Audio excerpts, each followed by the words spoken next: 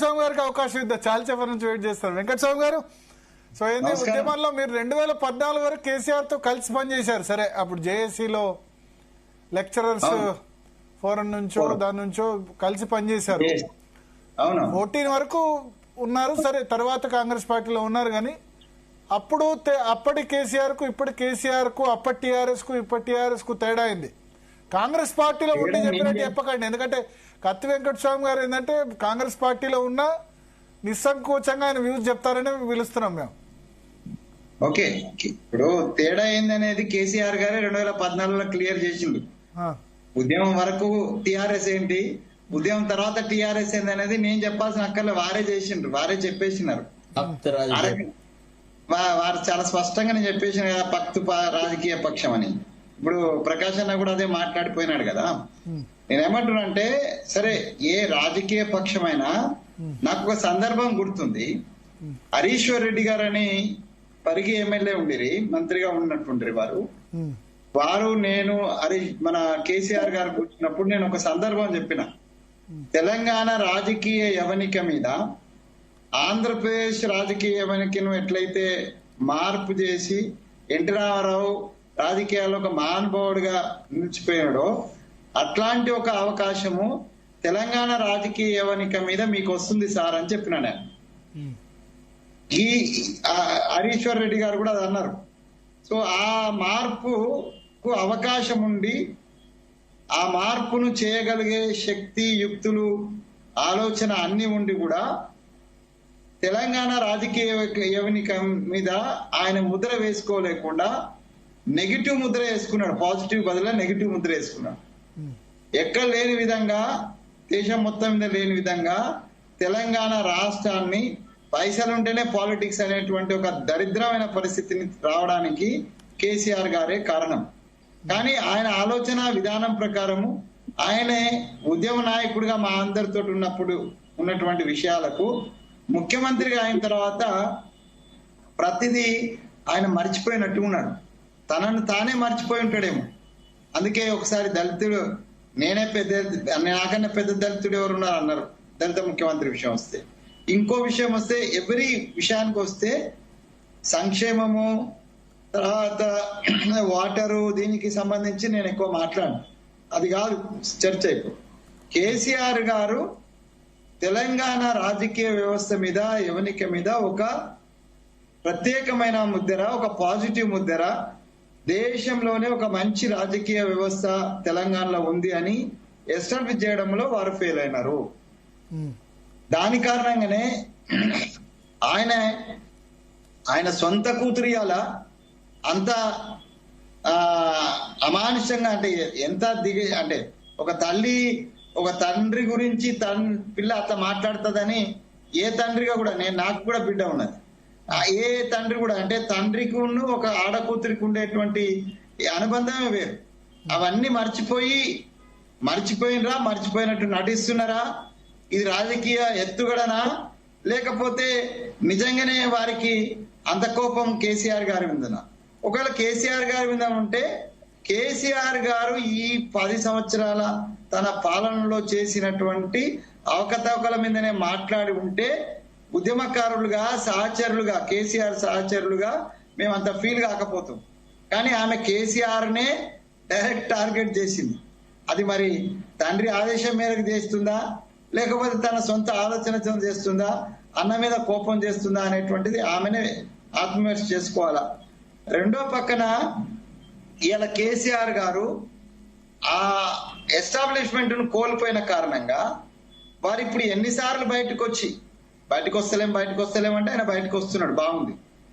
కానీ ఎన్నిసార్లు బయటకు వచ్చినా ఒకసారి విశ్వాసం పోయిన తర్వాత దాన్ని నిలబెట్టుకోవడం అంత ఈజీ కాదు.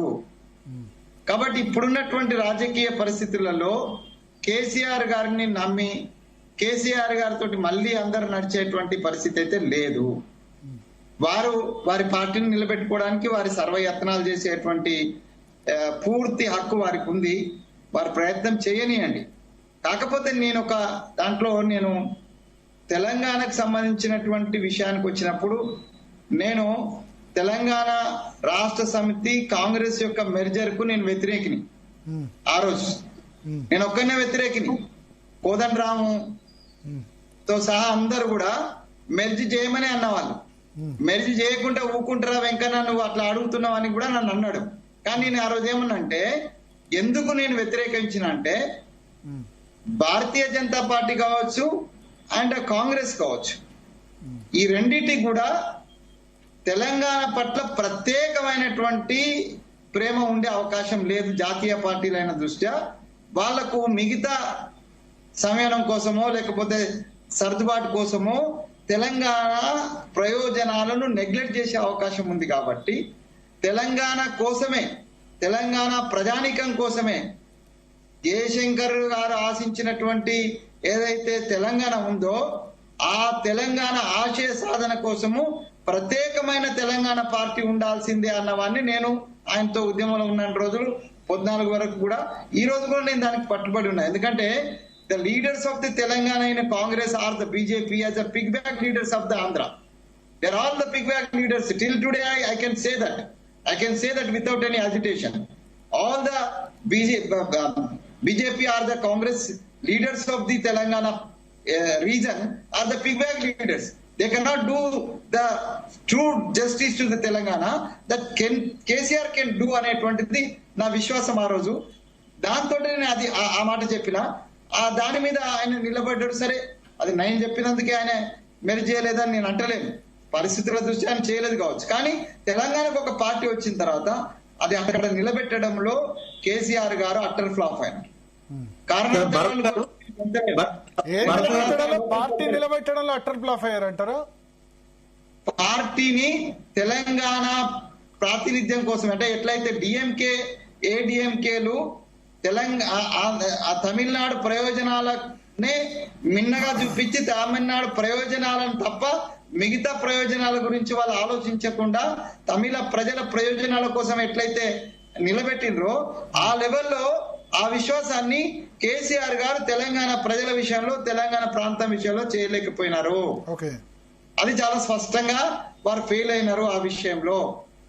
అది దానికి కారణాలు రకరకాలుగా, ఇందాక శోభక్క చెప్పినట్టుగా లేకపోతే చారి గారు చెప్పినట్టుగా రకరకాల కారణాలు ఉండొచ్చు. ఇది ఇంటర్నల్ గా ఇప్పుడు మిట్టల్ కూడా చెప్తున్నాడు ఆ ఫ్యామిలీ కారణం అని అంటవచ్చు. నేనేమంటున్నా అంటే ఇవన్నిటికంటే ఎన్ని కారణాలు ఉన్నాయి. ఎందుకంటే కేసీఆర్ నేను దగ్గరగా చూసి పనిచేసిన ఆయన సహచరుడుగా. సబ్కా సునా అప్నా కరో అనేటువంటి మనస్తత్వం ఆయనది. అన్ని విని తను చేయాలనుకునేది చేస్తాడు. అట్లాంటి మనస్తత్వం ఉన్నవాడు వీళ్ళందరి ప్రభావం వల్ల చేయలేకపోయిండు అనేటువంటిది నేను నమ్మను. అక్క అంటుంది శోభక్క, ఒక సంతోషం పక్కన పెడితే ఆయన మారుతాడేమో, లేకపోతే హరీష్ పక్కన పెడితే నో. ఎందుకంటే హరీష్ చెప్పినా, సంతోష్ చెప్పినా, వినోద్ రావు చెప్పినా, లేకపోతే కవిత చెప్పినా, ఇంకా కేటీఆర్ చెప్పినా, కేసీఆర్ గా తన నిర్ణయం తీసుకునేటువంటి సత్తా ఉన్నటువంటి ఒక రాజకీయవేత్త. ఆయన ఎందుకు తెలంగాణ ప్రజల పట్ల వీళ్ళందరి సలహాలలో మునిగిపోయిండు అనేటువంటిది నేను అనుకోవటం లేదు. తన యొక్క ఏదో వీక్నెస్ కారణంగా ఆయన కుంచుకపోయినాడు. ఇన్స్టెడ్ ఆఫ్ ది పెరగాల్సినటువంటి మనిషి తెలంగాణ వచ్చిన తర్వాత అందరి వాడిగా మారాల్సినటువంటి వాడు కొందరి వాడిగా మారిపోయి తను కుంచుకపోవడం వల్లనే ఇవాళ పార్టీకి గాని ఆయనకు గాని ఈ దుస్థితి వచ్చిందని నేను భావిస్తున్నాను. భరత్ గారు ఒకటే సెంటెన్స్ చెప్పండి సార్. అడివంతా తిరిగి వినరా, ఎక్కడ జంతువు ఉందా అని వెతికి వేటాడి తెచ్చిన జంతువును ఎట్లయితే తీసుకువచ్చి పిల్లలకు పెడుతుంది కదా పెద్ద పులి, అటనే కేసీఆర్ కూడా రాష్ట్ర సంపదను, రాష్ట్ర వ్యవస్థను, రాష్ట్ర పరిపాలన అంత కుటుంబానికి పెట్టిన మనిషి. పెద్ద ఆయన ఏదో పెద్ద గాంధీ మహాత్ముడు లేదా జవహర్ లాల్ నెహ్రూ పెద్ద ఏదోగా వీళ్ళు ఊహిస్తారు కావచ్చు, కానీ నేనెన్నడూ అట్లా ఊహించలేదు. ప్రతి చోట 10 మందితో మాట్లాడించి వాళ్ళని అపహాస్యం చేస్తాడు సార్. కత్తి వెంకట స్వామితో నేను ఒక విషయంలో విభేదిస్తాను. ఎందుకంటే 10 మందితో మాట్లాడిస్తాడు, 10 మంది అభిప్రాయాలు తీసుకుంటాడు పబ్లిక్ లో. కానీ వాళ్ళని అపహాస్యం చేసి వాళ్ళు చెప్పిన దానికి వ్యతిరేకంగా నేను అది తన చెప్పినా. ఆలోచనలు చేస్తారు. నా ఒపీనియన్ చెప్పంటారా నా ఒపీనియన్ చెప్పంటారా ఓకే ఓకే శరత్ గారు నేను మీతో విభజిస్తాను నా ఒపీనియన్ చెప్పంటారా ఒక నిమిషం सबका सुन के इतना खराब बोल के नहीं बोला मैं నేను చెప్పిన స్పష్టంగా నా ఒపీనియన్ చెప్పంటారా శరత్ గారు నా ఒపీనియన్ చెప్పంటారా 100 సంవత్సరాలైనా 1000 సంవత్సరాలైనా కేసీఆర్ గుర్తుంటాడు తెలంగాణ గడ్డ ఉన్నంత కాలం అది వద్దని ఎవరన్నారు సార్ ఇవాళ మేము కూడా గుర్తు చేస్తాం మేము కాదనలేదు కాకపోతే మనం ఏమన్నామంటే సార్ రాష్ట్రం అంత కష్టపడి సంపాదించిన తర్వాత రాష్ట్ర ప్రగతికి ఏ పాత్ర అయితే పోషించలేదు ఇప్పుడు మనం అన్నమంతా వండి రాబోయే రోజుల్లో ఈ డబ్బులు ఇవన్నీ అవినీతి డబ్బులు కుటుంబ పాలన ఇవన్నీ కామన్ అయిపోతాయి ఎవరు చేయట్లేదు కుటుంబ పాలన ఎవరు సంపాదించట్లేదు అన్నది అయిపోయింది పబ్లికే ఓటుకు 2000 3000 అడిగిన తర్వాత కామన్ అయిపోయింది పైసలు లేకపోతే వినండి ఒక నిమిషం పైసలు లేకపోతే నేను ఒక మాట చెప్తా నేను ఒక నిమిషం వినండి నన్ను చెప్పనివ్వండి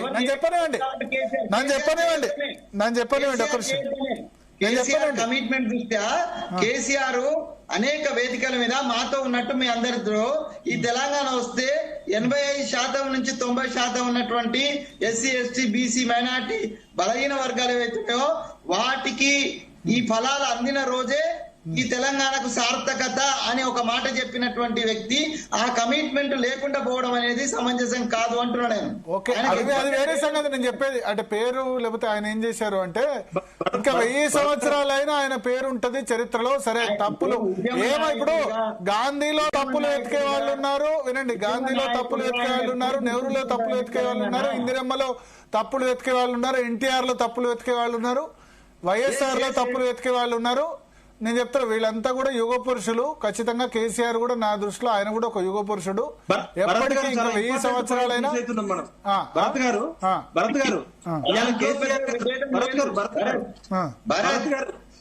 చాలా ఇంపార్టెంట్ నేనేమంటా అంటే ఇప్పుడు మీరు చెప్పిన అవినీతి కుటుంబ పాలన డబ్బులు ఇవన్నీ రాబోయే రోజుల్లో పాలిటిక్స్ లో కామన్ అయిపోతాయి నేను ఎగ్జాంపుల్ చెప్తా ఒక్క నిమిషం నేను ఎగ్జాంపుల్ చెప్తా 2014 ఎన్నికల్లో కత్తి వెంకటస్వామి గారికి కాంగ్రెస్ పార్టీ టికెట్ ఇచ్చింది డబ్బులు ఇవ్వలేదు ఏమైంది ఓడిపోయినారు కదా టికెట్ ఇచ్చి డబ్బులు ఇస్తే గెలిచేవాళ్ళు కదా సో ప్రజలేంది 2000 ఎవడిస్తాడు 3000 ఎవడిస్తాడు వార్డు మెంబర్ ఎన్నిక కూడా 5000 10,000 ఏంది ఓటేయట్లేదు పబ్లిక్ ఏంటంటే ఒత్తుగా నిల్చుంటే నువ్వు దేశాన్ని ఉద్ధరించేది కాదు నువ్వు ఎంతో కొంత పైసా పెట్టు లేకపోతే ఓట్లు వేయమనే స్థితికి వచ్చింది పబ్లిక్ సో పబ్లిక్ ఇవన్నీ పట్టించుకోరు డబ్బులు లేవంటే రాజకీయాలకు ఎందుకు వచ్చావని అడుగుతున్నారు ప్రజలు ఎందుకు వచ్చావు నేను ఎవరు పోటీ చేయమన్నాడు అంటారు టాపిక్ డైవర్ట్ అవుతుంది సార్ భరత్ గారు టాపిక్ డైవర్ట్ అవుతుంది ఇలా కేసీఆర్ గారు సమావేశంలో చాలా కీలకమైన కామెంట్ చేశారు నాకు జర్నలిస్ట్ మిత్రులు చెప్పారు హైదరాబాద్ విషయంలో వెనక్కి తగ్గమని సోనియా గాంధీ 16 సార్లు చెప్పినా నేను కాంప్రమైజ్ కాలేదు హైదరాబాద్ విషయంలో రాజీ పడితే తెలంగాణ విషయం త్వరగా తేలుతుందని సోనియా గాంధీ గారు పదే ఒత్తిడి తీసుకొచ్చారని చెప్పారు అదే విధంగా 2009 ఓన్లీ రీజన్ టు ప్రొటెక్ట్ అప్పుడు మొత్తం అప్పుడు ఆంధ్రప్రదేశ్ సంబంధించిన అందరు నాయకులంతా కూడా తెలంగాణ రెవెన్యూలో షేర్ కావాలన్న రోజు అట్లా కుదరదని చెప్పింది సోనియా గాంధీ గారు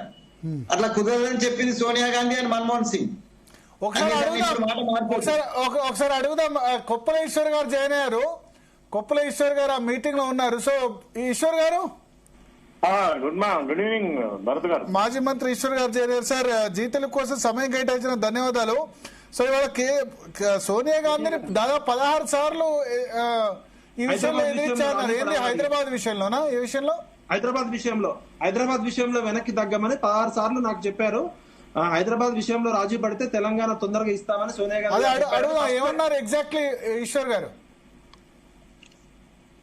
ఈ రోజు